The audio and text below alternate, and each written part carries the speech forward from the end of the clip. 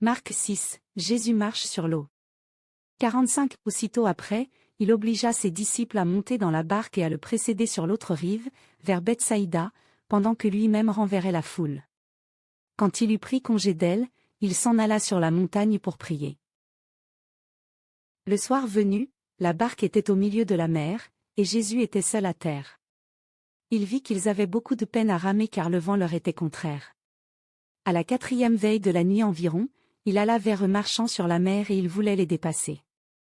Quand ils le virent marcher sur la mer, ils pensèrent que c'était un fantôme, et ils poussèrent des cris, car ils le voyaient tous, et ils furent troublés.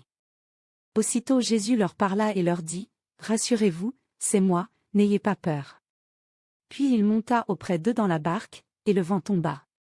En eux-mêmes, ils étaient tous stupéfaits, car ils n'avaient pas compris le miracle des pains, parce que leur cœur était endurci. Après avoir achevé leur traversée, ils arrivèrent dans le pays de Génézareth, et ils abordèrent. Quand ils furent sortis de la barque, les gens reconnurent aussitôt Jésus, parcoururent toute la région et se mirent à apporter les malades sur des grabats, partout où l'on apprenait qu'il était.